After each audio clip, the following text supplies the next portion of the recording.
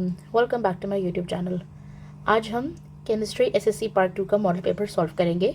तो let's see कि किस तरह से क्वेश्चंस डिवाइडेड होते हैं। पेपर जो है वो टोटल है 60 मार्क्स का, ठीक है। उसमें section A is of 12 marks जो कि होते हैं एमसीक्यूज। अब इसके बाद सेक्शन बी जो कि है शॉर्ट आंसर्स क्वेश्चन, ये है 24 मार्क्स का, ठीक है। इसमें क्या होता है कि आपको टोटल कितने करने होते हैं क्वेश्चंस।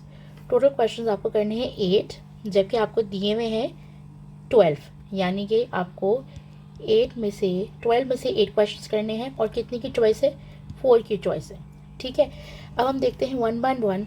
ये मैंने पूरा पेपर आपको सॉल्व करके दिखाया हुआ है। वन बाय वन हम देखते हैं क्वेश्चन को सॉल्व किस तरह से करना है। Okay, let's move on. सबसे पहले question number 2, narrate 3 differences between troposphere and stratosphere. Troposphere and stratosphere में डिफरेंस क्या बताना है? हमें सिर्फ 3 पॉइंट्स बताने से ज़्यादा नहीं बताना है। क्यों? क्योंकि ये क्वेश्चन कितने मार्क्स का है? 3 मार्क्स का, that's it. It is the lowest point on the earth surface and it is the upper most layer of the atmosphere after the troposphere.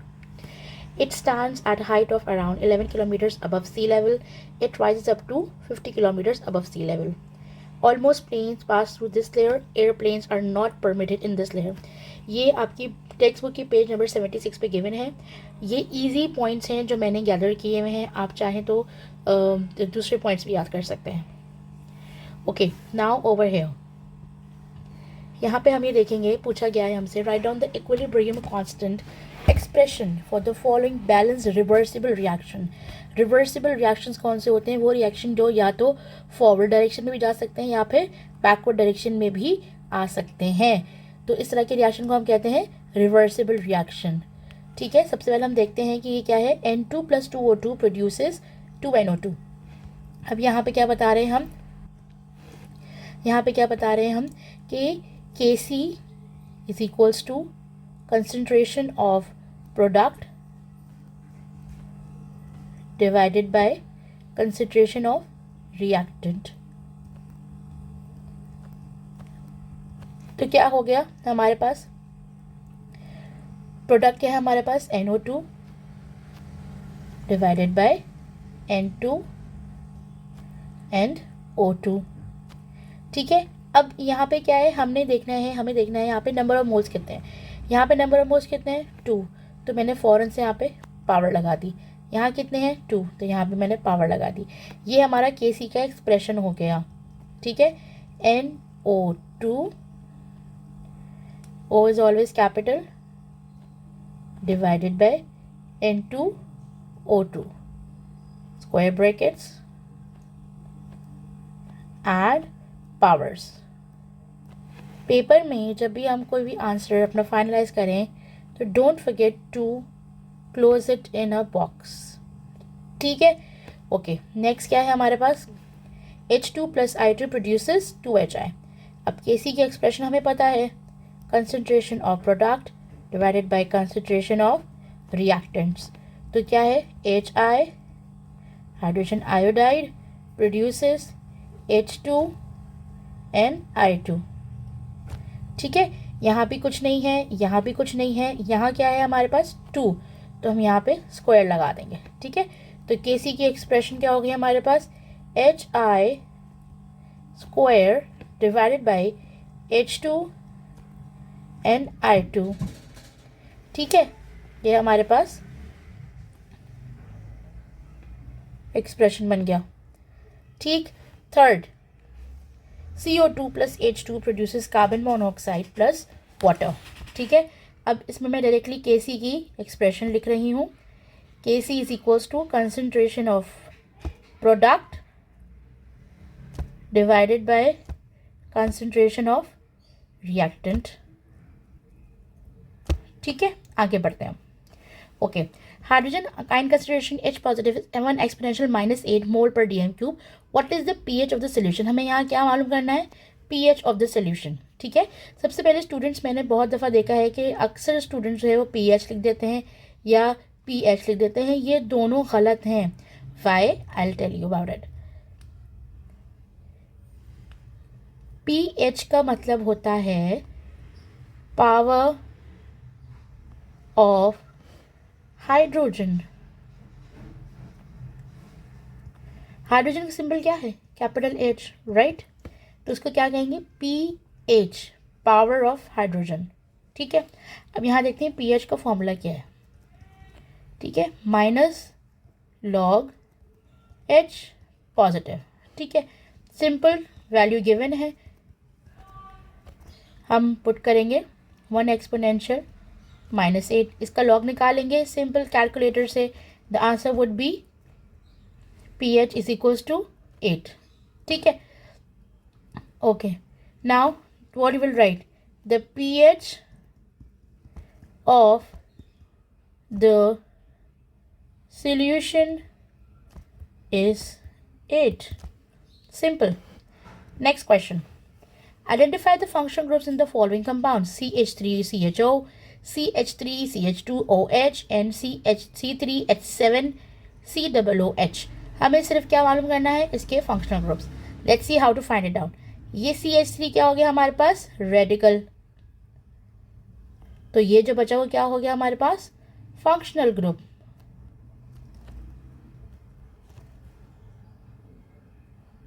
ठीक है, अब इसमें देखना है RCOH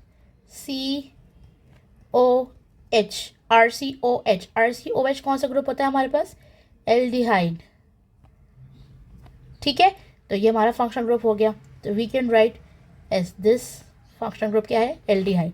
यहाँ क्या है हमारा फंक्शनल ग्रुप? CH3CH2OH। अब CH3CH2 क्या है? रेडिकल है, तो क्या बचा हमारा? OH। OH किससे निकलता है हमारे पास? अल्कोहल। तो फंक्शनल ग्रुप क्या हो गया? अल्कोहल। ठीक है, अब ये क्या है? C3H7COOH। अगेन रेडिकल, यहाँ पे लिख देती हूँ मैं रेडिकल। ये क्या है? रेडिकल। तो ये क्या हो गया हमारा? Functional group. तो the answer would be, if I will write like this, RCOOH, तो ये क्या फॉर्मूला बन गया? RCOOH। तो this would be carboxylic acid. ठीक है, I hope it's so clear, क्योंकि ये इसके सॉलिड मार्क्स हैं। जैसे जैसे आप ये पेपर में करते जाएंगे you will get exact 3 marks for this question. ठीक है, आई होप ये क्लियर है। Okay, moving on. अब यहाँ क्या बताना है? Define 3 types of salts with 2 examples of each. 3 salts बताने हैं जिसके 2 एग्जाम्पल्स बतानी है हर सॉल्ट की। अब एसिडिक सॉल्ट्स क्या होते हैं? ऐसे सॉल्ट जिनका नेचर क्या हो? एसिडिक हो। ठीक है, इनकी एग्जाम्पल कैसे ले सकते हैं हम? Ammonium chloride, calcium nitrate, sodium bisulphate, monosodium phosphate. Such salts, इनकी pH क्या होती है? Less than 7। कैसे पता चलेगा pH मालूम करने के लिए? This is 7, 8, 9, 10, 11, 12, 13, just a sec, 13 and 14। यहाँ 6, 5, 4, 3, 2, 1। अब ये क्या है हमारे पास? न्यूट्रल। इधर जाएंगे तो क्या हो जाएगा? सारा acidic. And over here basic. तो जो एसिडिक सॉल्ट्स होते हैं वो इस तरफ होते हैं, उनकी pH किससे कम है? 7 से कम है, राइट? जो बेसिक सॉल्ट्स हैं उनकी क्या होगी? pH ऑब्वियसली 7 से ज़्यादा होगी। तो बेसिक सॉल्ट्स दो which are distinctly basic in nature, they produce alkaline solution when dissolved in water. For example, sodium acetate, potassium carbonate, sodium carbonate and potassium cyanide. ठीक है, इनकी pH क्या है? मोर देन 7 है। ओके, आई hope ये चीज़ें clear है।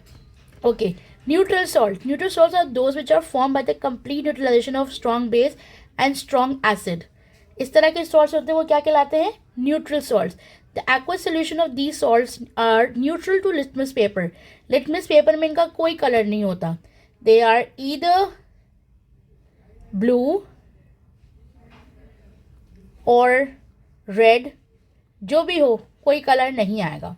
ठीक है, अब क्या कहेंगे इसको? Sodium chloride, potassium chloride, potassium sulphate, sodium nitrate. ये इसको हम कहते हैं, कितने टाइप ऑफ सॉल्ट है हमारे पास? इजीली हम आइडेंटिफाई कर सकते 3 टाइप ऑफ सॉल्ट। अब ये I will erase all this ताकि जब आप पढ़ रहे हो तो you will easily understand all these things. ठीक है, moving on. Okay, indicate any 3 common water borne diseases. अब ये वाटर बॉर्न डिजीजेस क्या है?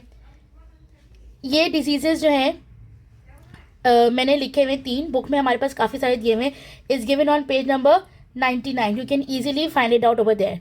डायरियल डिजीज, डायसेंट्री, जॉन्डिस, ये डिजीजेस क्या है?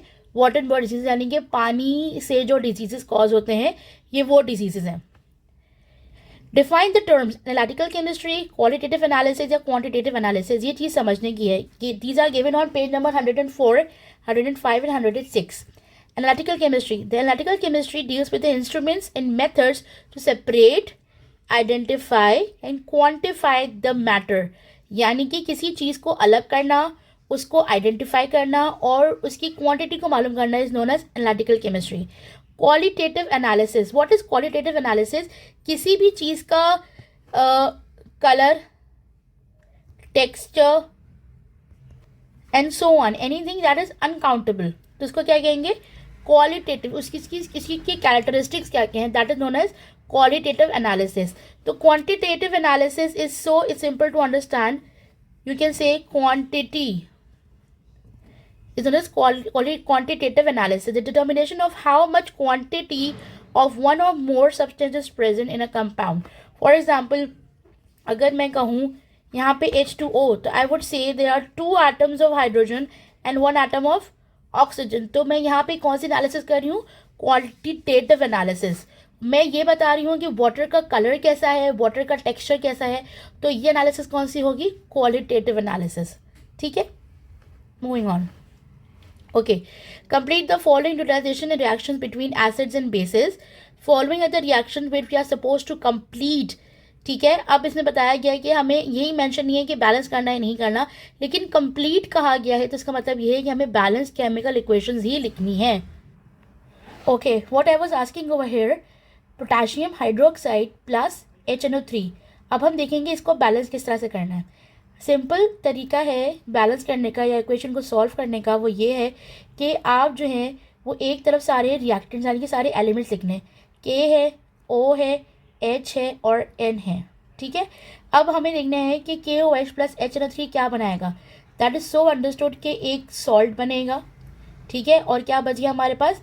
KNO3 plus H2O. ठीक है, अब हमें देखना है कि ये इक्वेशन बैलेंस है या नहीं है. यहाँ पे K कितना है? 1, O कितने हैं? 3 + 1 4, H कितने हैं? 2, N कितना है? 1. यहाँ पे अगेन KOH N, K कितना है? 1, तो यानी कि K बैलेंस है. N कितना है? 1, N भी बैलेंस है. O कितने हैं? 3 + 1 4, ये भी बैलेंस है. और बचा हमारे पास H कितना है? 2, यानी कि हमारी इक्वेशन बिल्कुल सही सॉल्व हुई है. नेक्स्ट क्या है? NaOH plus HCl. ये एक बहुत ही कॉमन न्यूट्रलाइजेशन रिएक्शन भी है, जिसको हम कहेंगे NaCl. Na ने अटैक किया Cl पे, NaCl. बचा क्या? H2O. ठीक है, अब अगेन अच्छा यहाँ पे N और ये अलग अलग नहीं है. Na is a name and symbol of sodium. NaOH और एक और है Cl. Cl कितने हैं यहाँ पे? 1.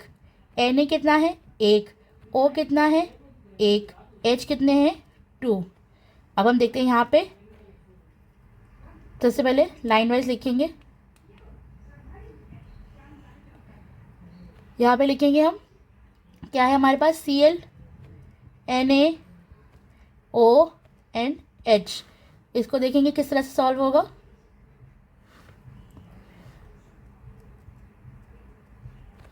ठीक है, अब यहाँ पे क्या था? Cl कितना है? 1. Na 1. H कितना है? 2. O कितना बचा? 1.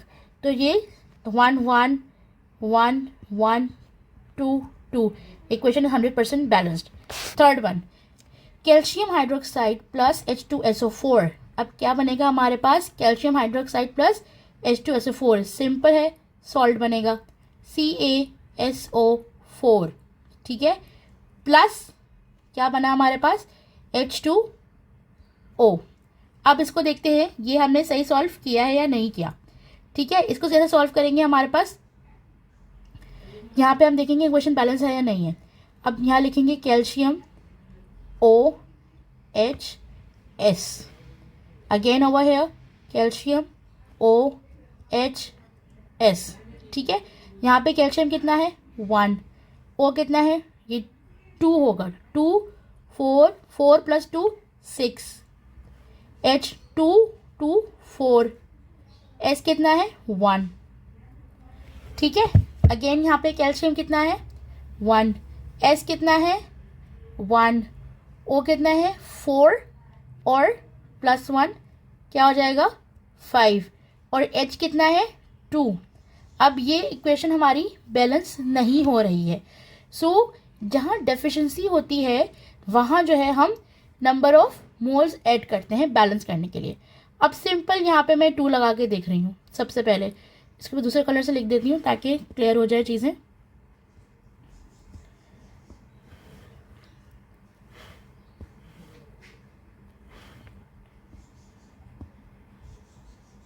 जी, यहाँ पे मैं लगा रही हूँ 2, ठीक है। अब हम देखते हैं कि क्या हुआ। कैल्शियम से कोई फ़र्क पड़ा नहीं, क्या सोडियम पे कोई सल्फर पे कोई फ़र्क पड़ा नहीं, क्या O पे फ़र्क पड़ा, यस। कितना 2 ये था और 4 ये, तो कितना हो गया मेरे पास O अब 6, और हाइड्रोजन कितना हो गया 2 + 2 2 4, ठीक है। तो अब हम देखते हैं कैल्शियम 1 है, ऑक्सीजन 6 है, 4 है 4 है, 1 है 1 है। Equation is 100% balanced. I hope ये समझ आ गया होगा। Okay, moving on. Write any 3 significant uses of carbohydrates. Carbohydrates के सिग्निफिकेंट यूजेस निकालने हैं। It is given on page number 69, लेकिन मैं फिर भी एलैबोरेट कर देती हूँ। Mainly as a energy source, यानी कि सोर्स ऑफ एनर्जी है हमारे पास ये। It regulate the sugar levels in our body, in our blood, helps in digestion, यानी कि हजम करने में हेल्प करता है। Lower cholesterol level, cholesterol level जो है हमारा उसको कम करने में हेल्प करता है। एंड प्रोटेक्ट फ्रॉम क्रैम्पिंग, यानी कि बॉडी में क्रैम्प्स जो हो रहे होते हैं उनको प्रोटेक्ट करता है। कौन? Carbohydrates. Okay, briefly describe any 3 beneficial impacts of pharmaceutical industry on human society।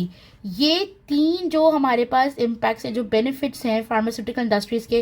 पहला तो ये कि इसके ट्रीटमेंट से जो है वो लोगों की लाइफ जो है, इसके होने से लोगों की लाइफ काफ़ी बढ़ गई, यानी कि जो मेडिसिन अब डेवलप हो गई हैं, जितनी भी सारी ड्रग जो है वो डिस्कवर की गई हैं, बनाई गई हैं, उसकी वजह से क्या हुआ है कि काफ़ी लोग जो है अब छोटी छोटी बीमारियों से भी फाइट जो करते थे, अब बड़ी बड़ी बीमारी से भी फाइट कर रहे हैं। दूसरा क्या, hospital stage are shorter now. क्या हो गया, लोगों को बेहतरीन दवाएं मिल रही हैं अकॉर्डिंग टू देयर डिजीज़, मतलब कोई तुक्का नहीं चल रहा, and they are getting proper medications. Because of that क्या हुआ कि जो हमारा हेल्थ केयर सिस्टम है वो, प्लस जो इंसान को जो बीमार होता है उसकी फैमिली जो होती है, उन पर फाइनेंशियल बर्डन भी कम हो गया है। तीसरा कि industry employees millions of people, कि इंडस्ट्रीज़ की वजह से काफ़ी सारे लोगों को जॉब भी मिली है, तो ये भी एक बेनिफिट है। आप चाहें तो इसमें से कोई भी आज कर सकते हैं, एनीवन यू वांट। अच्छा, characteristics of organic compound. Next question, write down any 3 characteristics of organic compound. Source, इसका सोर्स क्या है? Organic compound are obtain from living things, they are usually obtain from living things, यानी कि animal, plants या minerals et cetera et cetera et cetera, ठीक है।